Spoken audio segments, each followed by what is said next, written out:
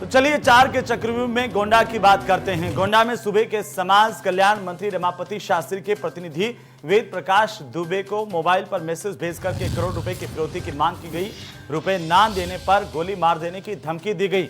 इस मामले में मंत्री के प्रतिनिधि वेद प्रकाश दुबे की तहरीर पर शनिवार को पुलिस ने नवाबगंज थाने से मुकदमा दर्ज करते हुए मामले की जांच शुरू की है। वहीं इस मामले में एसपी ने कहा कि मामले की जांच जारी है, जल्द ही आरोपी को गिरफ्तार किया जाएगा। और इस खबर पर ज्यादा जानकारी देने के लिए गोंडा से सहयोगी अभिषेक हमारे साथ जुड़ चुके हैं। अभिषेक, क्या कुछ जानकारी इस वक्त आपके पास इस पूरी घटना को लेकर के?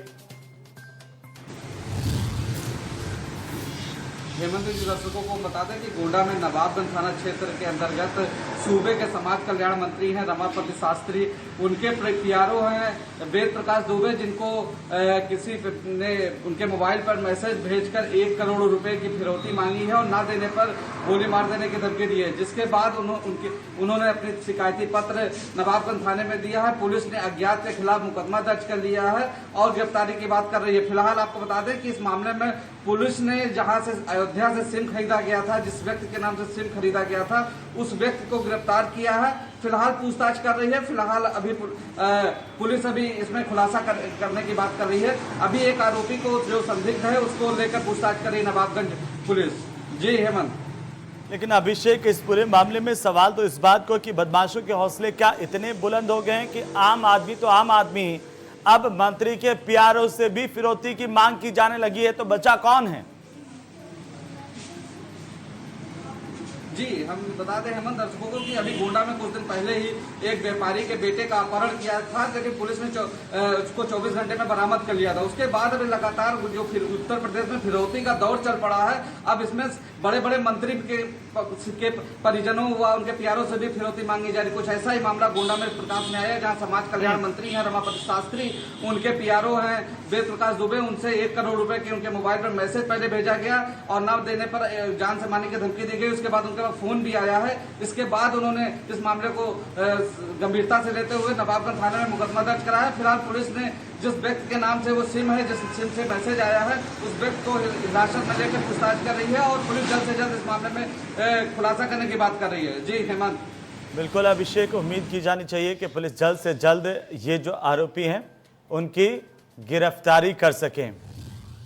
फिलहाल बहुत बहुत शुक्रिया हमारे साथ जुड़ने के लिए, तमाम जानकारी के लिए। और चूंकि ये पूरा मामला इसलिए भी हाई प्रोफाइल हो चला कि मंत्री के प्रतिनिधि से फिरौती की मांग की गई है। आगे बढ़ेंगे। गाजियाबाद में अस्पताल प्रबंधन की एक बड़ी लापरवाही सामने आई। दरअसल यहां पर कोरोना पीड़ित मरीज का शव बदल दिया गया और इसके बाद प्रशासन के होश उड़ गए। दरअसल गुरबचन नाम के शख्स में कोरोना की पुष्टि हुई थी। अस्पताल में इलाज के दौरान ही गुरबचन ने दम तोड़ दिया था और इसके बाद गुरबचन के शव के अंतिम संस्कार के लिए उसे भेजा गया, लेकिन अंतिम संस्कार के वक्त ही अस्पताल प्रबंधन की पोल खुल गई। इस दौरान गुरबचन के शव की जगह पर किसी और के शव को सौंप दिया गया। यह भी होता है। इस खबर पर ज्यादा जानकारी देने के लिए मेरठ से हमारे सहयोगी जुड़ेंगे। जब जुड़ेंगे तो उनको जरूर ले लेंगे, लेकिन इस वक्त हम आपको बता दें कि जहां पर कोरोना काल में ज्यादा संवेदनशीलता के साथ काम की बात कही जा रही है, तो वहीं शवों की अदला बदली का मामला कोई छोटा नहीं है। सवाल इस बात को लेकर के उठ रहे हैं कि अगर कोरोना पीड़ित का शव दिया जा रहा, उसमें किसी और का शव दे दिया गया और उस शव को अगर खोला नहीं गया होता तो पता भी नहीं चलता। अगर खोला गया तो यह भी ज्यादा गंभीर है कि आखिरकार कोरोना को लेकर के हम कितने लापरवाह हैं। क्या प्रशासन की मौजूदगी में इस तरह से शव खोले जा रहे हैं? क्या प्रशासन की मौजूदगी में इस तरह से शव बदले जा रहे हैं? अगर ये बातें सही है तो ये वाकई गंभीर है। शासन को इस पर संज्ञान लेने की जरूरत है, उन लोगों पर कार्रवाई करने की जरूरत है जो गंभीरता के साथ अपना काम नहीं कर रहे हैं, जिनकी संवेदनहीनता के चलते इस तरह की घटनाएं सामने आती है। और इसके बाद ना केवल मरीज और मृतक के जो परिजन हैं उन पर कहर टूटता है, बल्कि ये सीधे तौर पर मानवता के हितों पर भी कुठाराघात है। एक शव के साथ किस तरह से अदला बदली की गई और इसके बाद आखिरकार सवाल इस बात को लेकर के है कि क्या कर्मचारी संवेदनशील नहीं है, क्या प्रशासन संवेदनशील नहीं है, या प्रशासन में बैठे हुए लोग इस बात को लेकर के बिल्कुल संवेदनशील नहीं है कि चल क्या रहा है। लेकिन जो भी चल रहा है वो दुर्भाग्यपूर्ण है और इस बात पर शासन को अंकुश लगाना चाहिए। इस बात की तस्दीक होनी चाहिए कि आखिरकार किन की जिम्मेदारी थी इन शवों को इस तरह से भेजने की? अगर शव की अदला बदली हुई है तो उसका जिम्मेदार आखिर कौन है? क्या उन पर कार्रवाई होगी? क्योंकि आगे इस तरह की घटनाएं सामने नहीं आए, क्योंकि कोरोना काल चल रहा है। कोरोना काल में कोरोना से मरने वाले लोगों के शव को पूरा पैक किया जाता है और उसके बाद जो परिजन है उनको सुपुर्द किया जाता है। परिजन छू भी नहीं सकते, उसे दूर से ही देख सकते हैं। लेकिन क्या यहां पर कोरोना गाइडलाइंस का भी उल्लंघन हो रहा है? ये सबसे महत्वपूर्ण सवाल। सनुज हमारे साथ है। सनुज, क्या है आखिर पूरा मामला और उस पर कोई संज्ञान लिया गया है?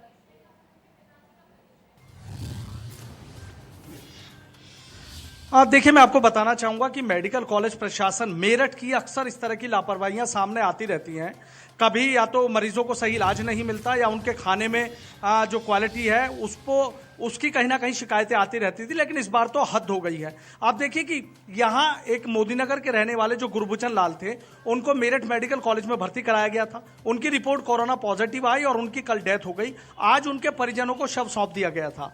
परिजन शव लेकर चले गए थे। कोरोना की गाइडलाइन है कि पूरी तरीके से शव को पैक किया जाता है और उसके बाद परिजनों को सौंपा जाता है और परिजन शव ले जाकर उसका अंतिम संस्कार कर रहे थे। और जब शव को चिता पर लिटाया गया तो उन्हीं के किसी परिवार के सदस्य ने कहा कि आखिरी दर्शन जरूर किए जाते हैं। एक धार्मिक मान्यता है कि आप जिसका अंतिम संस्कार कर रहे हैं कम से कम उसके आखिरी दर्शन जरूर कर लें।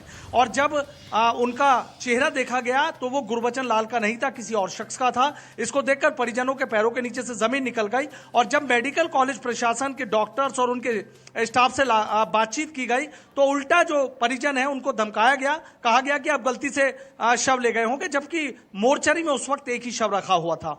घोर लापरवाही है, बड़ी लापरवाही है। मेरठ के जो डीएम है अनिल ढींगरा, उन्होंने इस मामले में सीएमओ और एडीएम सिटी को जांच सौंपी है। दोनों ही अधिकारी फिलहाल मेडिकल कॉलेज में जाकर जांच कर रहे हैं। लेकिन सवाल यही उठ रहा है कि आखिर जो दूसरा शव है वो किस शख्स को दिया गया है। अभी तक जो बात निकल कर आ रही है कि कोई यशपाल नाम के शख्स हैं जिनकी डेथ भी हुई थी और उनके परिजनों ने यशपाल समझकर उनका अंतिम संस्कार कर दिया गया। हालांकि वो जो शव था वो यशपाल का नहीं था, वो गुरबचन लाल का था जो मोदी नगर का रहने वाले थे।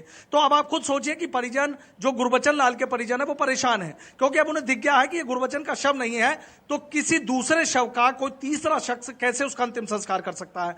कोई इसमें पेच भी फंस गया है। डीएम ने जांच भी बैठा दी है, लेकिन कहीं ऐसा ना हो कि जांच के नाम पर खाना पूर्ति की जाए, किसी स्वीपर को या किसी वार्ड बॉय को निलंबित कर दिया जाए। ये एक बड़ी लापरवाही है, घोर लापरवाही है। कहीं ऐसा तो नहीं कि ये मामला तो देखिए कहीं अंतिम दर्शन की बात थी कि सामने उनका चेहरा हटाकर देख लिया गया। कहीं ऐसा तो नहीं कि कई और शव इसी तरीके से कोरोना में कई और लोगों को दे दिए गए हों जबकि वो उनके परिजनों के शव ना हो। इस मामले में कहीं ना कहीं अधिकारियों की जिम्मेदारी तय होनी चाहिए। मेडिकल कॉलेज प्रशासन के जो लापरवाह स्टाफ है उस पर कहीं ना कहीं सख्त एक्शन होना चाहिए ताकि इस तरह की बात ना हो। हालांकि पूरी टीम लगी हुई है और यह जानने की कोशिश की जा रही है कि क्या जो शव दूसरा था वो शव आखिर ये शव है किसका, इसके बारे में जानकारी जुटाई जा रही है। फिलहाल ये बताया जा रहा है कि मोदीनगर में जो शमशान घाट है वहां पर जो शव मेडिकल कॉलेज प्रशासन ने दिया था वो शव जिनका नहीं है तो वो फिलहाल उसका शव का अंतिम संस्कार नहीं हो पाया है और शव वहां फिलहाल शमशान घाट में ही रखा हुआ है। जी, लेकिन सनुज, चूंकि कोरोना की गाइडलाइन है, एक संवेदनहीनता तो इस बात को लेकर के कि शव बदल दिए गए,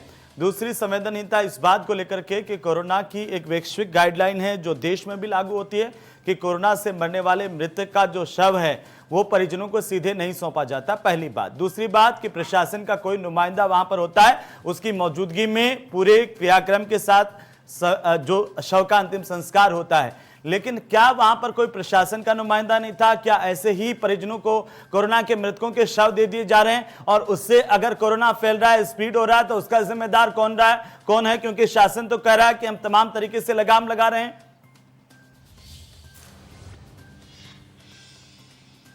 हाँ, देखिए, मैं आपको बताना चाहूंगा कि शुरू में ऐसा था कि जो स्वास्थ्य विभाग है वो जो कोरोना पीड़ित यदि किसी शख्स की डेथ हो जाती थी तो इनका शववाहन या एम्बुलेंस से शव भेजा जाता था और कई बार परिजनों को भी पीपी किट मुहैया कराकर अंतिम संस्कार कर दिया जाता था। लेकिन अब जो स्टाफ है और जो डॉक्टर्स हैं उनका यह कहना है कि अगर कोरोना से किसी शख्स की मौत हो जाती है तो शव से किसी को कोरोना नहीं फैल सकता है। इस तरह की जो बात WHO या कहीं से भी निकल कर ये आई है, इस तरह की ये बातें करते हैं।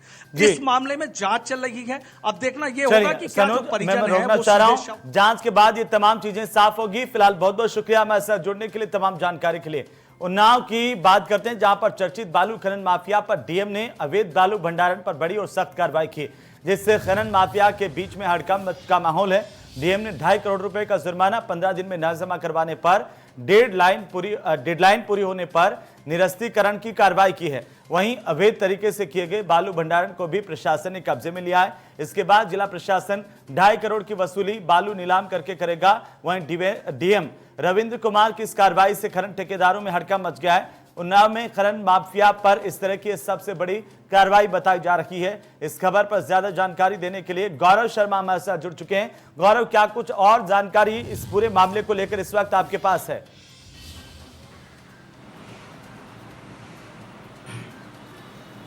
बिल्कुल हेमंत, मैं आपको बता दूं कि ये जो खनन माफिया है, ये इसके पास 5 साल का पट्टा हुआ था शासन की तरफ से, जिसमें इसको गंगा में बालू निकालनी थी खनन करके। और इसका अभी हाल ही में जब बरसात शुरू हुई थी तो बालू निकाल के उसको भंडारण का इसका परमिशन हुआ था। 75,000 घन मीटर का। और इसने बालू जो भंडारण किया था उसको लगभग 1,25,000 घन मीटर बालू भंडारण किया था, जिसकी शिकायत उन्नाव के डीएम को हुई थी, रविंद्र कुमार को हुई थी। उन्होंने इस पूरे प्रकरण की जांच कराई थी।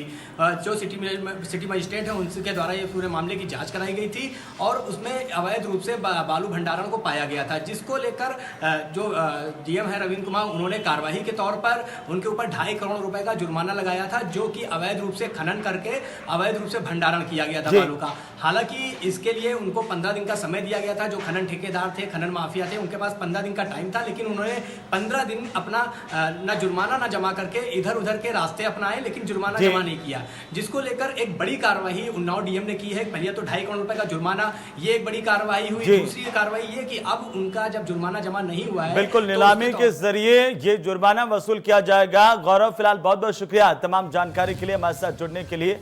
और फिलहाल आज 4 के चक्रों में इतना ही। नमस्कार।